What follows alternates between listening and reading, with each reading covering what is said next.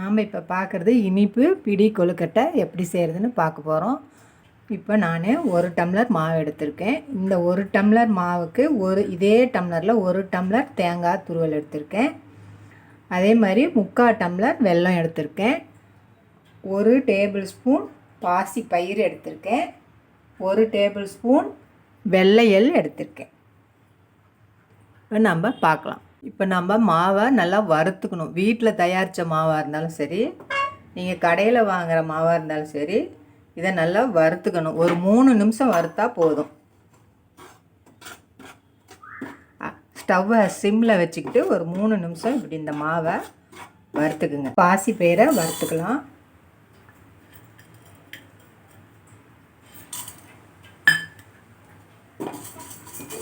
இதை நல்லா செவக்க வறுத்துக்கணும். கருக விடக்கூடாது. பாருங்க, இந்த மாதிரி செவக்க வறுத்துக்கணும். வெள்ளை எல்லாம் வறுக்க போகிறோம்.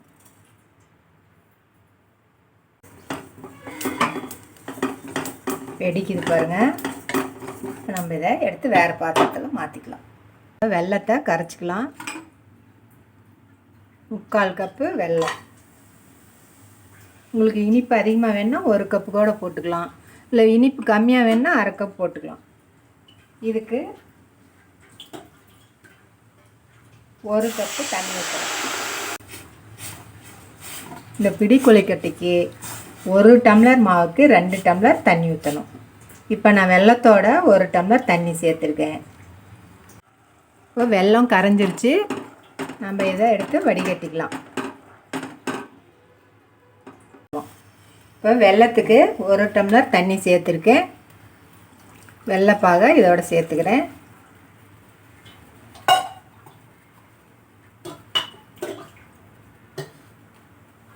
அடுத்தது 2 டம்ளர் தண்ணி சொல்லியிருந்தேன் இல்லைங்களா? இப்போ இன்னொரு டம்ளர் தண்ணியை சேர்த்துக்கிறேன். வெல்லத்துக்கு 1 டம்ளர் தண்ணி சேர்த்தாச்சு. இப்போ 1 டம்ளர் தண்ணி சேர்த்தாச்சு. இது கொதிக்கட்டும். இப்போ தண்ணி கொதிக்குது. நம்ம இதோட எள் பாசி பயிறு வறுத்து வச்சுருந்தோம் இல்லையா, அதெல்லாம் சேர்த்துக்கிறோம்.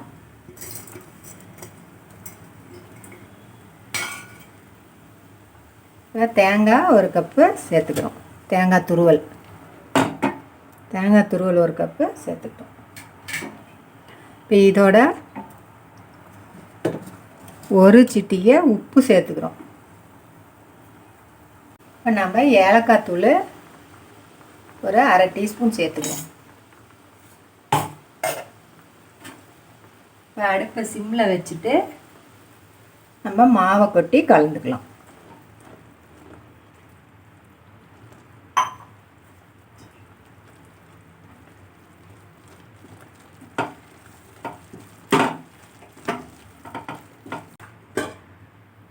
சூடு கொஞ்சம் ஆறட்டும். அந்த சூட்லேயே கொஞ்சம் இது வேகணும். இப்போ மூடி போட்டு நம்ம மூடி வச்சிடலாம். மாவு பாருங்கள், நல்லா வெந்து வந்துருச்சு. இப்போ நம்ம இதை இப்படி உருண்டை பண்ணிக்கலாம். உருண்டை பண்ணி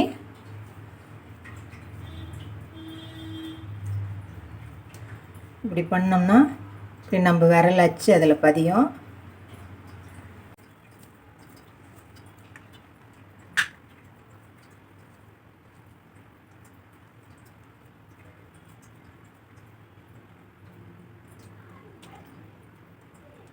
நம்ம இதை இட்லி பாத்திரத்தில் வச்சு வேக வச்சிடலாம். இப்போ வெந்துருச்சான்னு பார்க்கலாம். 10 நிமிஷம் ஆயிடுச்சு பாருங்கள். நம்மளுடைய இனிப்பு பிடி கொழுக்கட்டை ரெடி ஆயிடுச்சு.